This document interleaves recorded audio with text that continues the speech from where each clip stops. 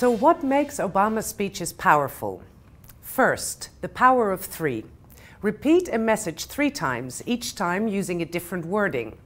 Your message gets more attention, it emphasizes the importance of the message, and it gives your speech a very nice rhythm. Second, Obama always works with divides, differences, between black and white America, the Islamic and the Christian world, the rich and the poor.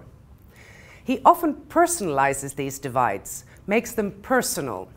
His father is a black man from Kenya, his mother a white woman from Kansas.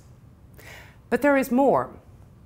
Obama, in the third place, is at both sides of the divide. He knows what it means to be a Christian and to be a Muslim.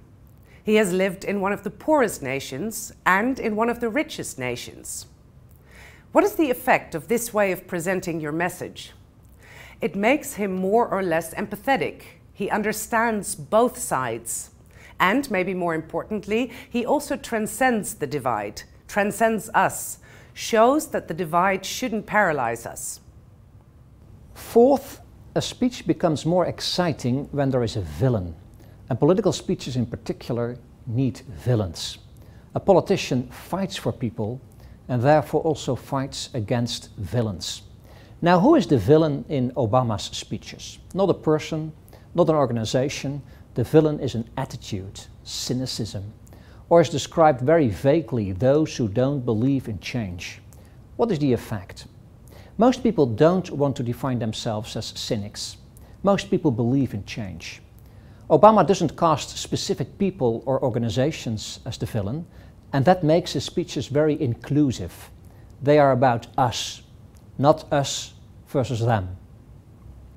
Fifth, Obama of course uses stories. Take the story about the 2 privates and the Battle of the Bulge.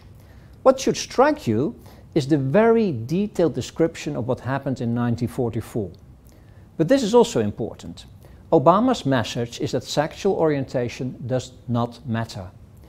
This story makes his message very obvious. Everyone will agree. You simply can't disagree when you listen to this story. Indeed, sexual orientation doesn't matter.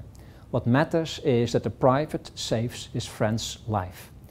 So it is not only the story, it's the morally unambiguous story that makes his speeches powerful.